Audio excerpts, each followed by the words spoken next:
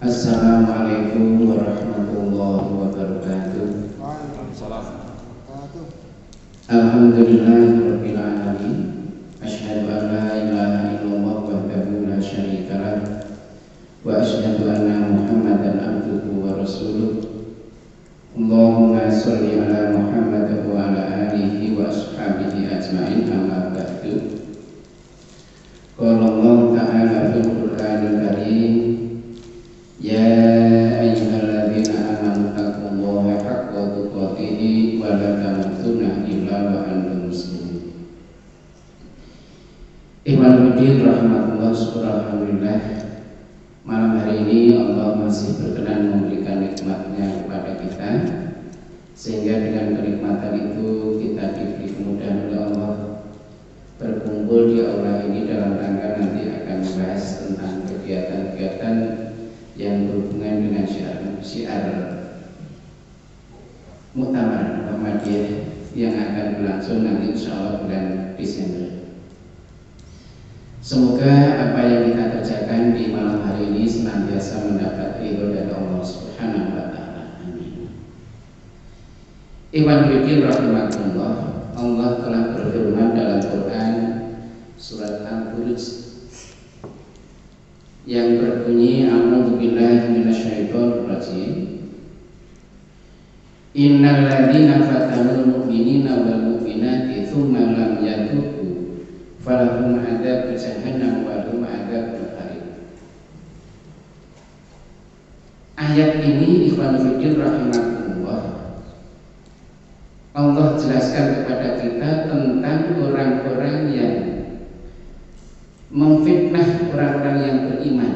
Kalau di dalam tafsir Ibnu Katsir di sana disebutkan menghalang-halangi, kalau sekarang itu dan lain sebagainya. Kalau mereka itu tidak mau bertobat kepada Allah, Allah akan berikan azab dan Allah akan bakar orang itu pada api yang menyala-nyala. Ikhwan fillah rahimakumullah, ayat ini kami angkat karena beberapa waktu yang lalu mungkin di antara ikhwan sekalian sudah mendengar kasus yang ada di masjid saya, yaitu Masjid An-Nikmah. Ini rahasianya hampir ditanda-tandai. Konon di Quran-Quran itu disebutkan bahwa An-Nikmah itu adalah sumber corona. Yang sebenarnya Iman Fidir rahimahullah, orang yang terduga sakit itu terduga sakit corona itu sudah sebelum Ramadan jauh itu sudah berada di rumah sakit. Tapi kenapa nularnya kok baru di akhir Ramadan? Padahal sebelum Ramadan jauh itu sudah berada di rumah sakit. Awalnya di Gustati, kemudian dipindah ke Mawardi. Nah, ujung-ujungnya apa? Nah, di masjid kami geger. Kemudian di antara jamaah masjid kemudian di rapid. Setelah itu yang terkena terduga adalah saya dan anak saya. Saya dan anak saya. Belum tahu itu hasilnya positif atau negatif, langsung saya dibawa ke Soekarno itu. Di apa? Swab dulu. Langsung berapa hari kemudian saya ditahan di sana. Sampai di sana saya bertanya, saya itu hasilnya itu apa? Positif atau negatif? Jawabnya singkat, kalau sudah masuk sini itu adalah positif. Ini rahasia lah, ini Anda.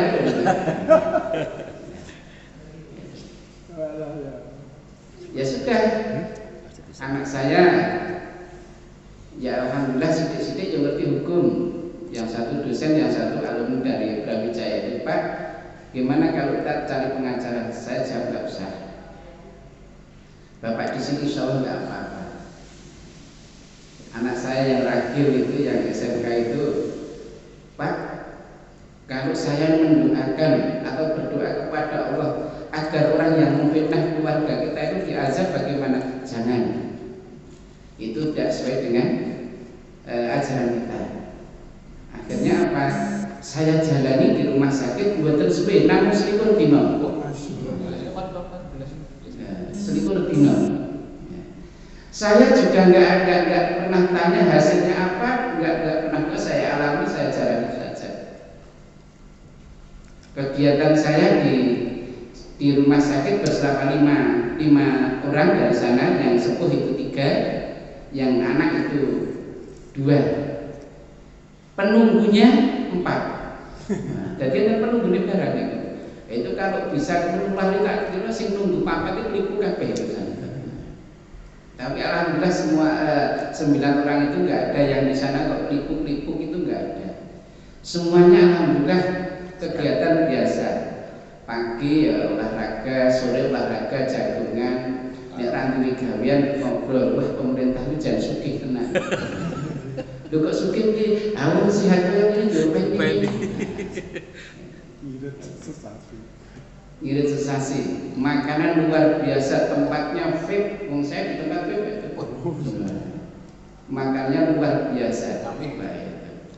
Ya ini. Tapi alhamdulillah walaupun saya di sana malah justru saya bisa introspeksi. Ini mungkin waktu Ramadan saya tidak bisa maksimal untuk beribadah.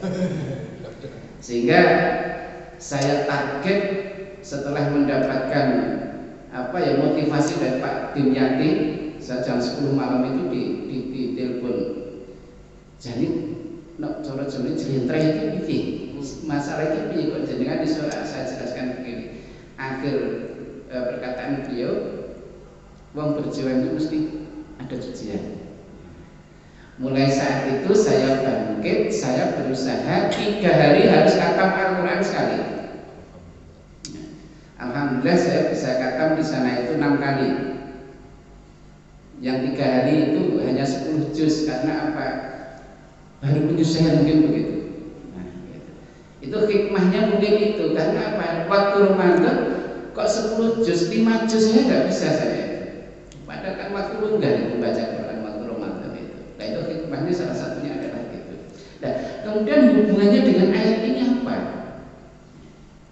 Ternyata Allah di sini sudah marah, walaupun ayat ini kalau panjenengan nanti baca di tafsir Ibnu Katsir, ini hubungannya dengan seorang pemuda yang mempertahankan akidahnya, mempertahankan keyakinannya sampai dia itu harus dibunuh, sampai harus dibunuh. Itu kisahnya kan ada seorang pemuda ketika itu belajar agama, tetapi oleh rajanya itu disuruh belajar sihir. Di satu sisi raja itu memerintahkan belajar sihir, di satu sisi dia itu belajar agama. Ternyata apa? Subhanallah, setelah agamanya kuat, bisa saja singkat ceritanya, dia itu disuruh kembali ke ajaran sang raja. Tapi dia mempertahankan keyakinannya, sampai mati pun saya tidak akan keluar dari agama saya, dari keyakinan saya. Sehingga pemuda itu harus mati di tiang gantungan. Ceritanya agak panjang kalau kita tafsir itu. Di tiang gantungan dipanah oleh sang raja. Pemuda tadi mengatakan, kamu tidak akan bisa membunuh saya kecuali kamu melepaskan panah. Tapi sebelum melepaskan panah, ucapkanlah Bismillahirrahmanirrahim. Bismillahirrahmanirrahim. Dengan nama Allah, Robnya si anak itu, baru panah itu bisa menembus jantungnya, kemudian mati. Kemudian Allah turunkan ayat ini, kalau orang-orang yang menganiaya orang-orang beriman, menghalang-halangi orang yang beriman. Saya hari kedua di sana itu nangis betul-betul, nangis malam itu jam 3 itu nangis betul-betul, nangis dengung nggak orang Jawa. Kenapa? Saya itu sehat walafiat, buka jendela magrek itu di situ ada masjid Uni. Kebetulan saya di Soekarno itu di bagian utara. Buka grek kelihatan masjid Uni. Saya orang sehat, kenapa saya tidak bisa ke masjid? Nangisnya bukan wah aku ingin adem kalau bojo, enggak. Beda Pak Kidi ya. Aku seluruh soalnya. Nangis nih. Saya itu orang sehat. Jalan ke sana bisa. Baca Quran bisa, sholat bisa. Tapi kenapa saya melangkahkan kaki saya ke masjid tidak bisa? Saya betul-betul nangis di saat itu.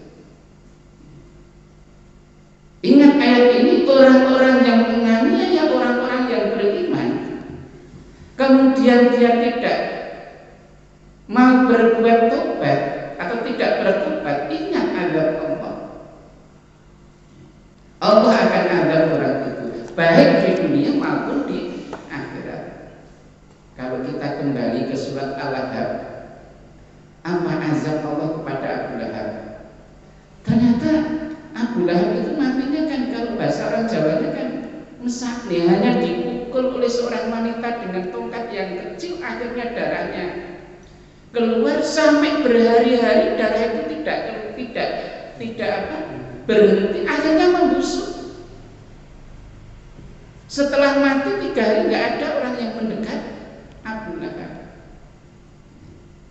Akhirnya ada seorang sahabat yang kalau sekarang pakai masker buat lubang, kemudian didoronglah itu Abu Lahab ke liang lahat.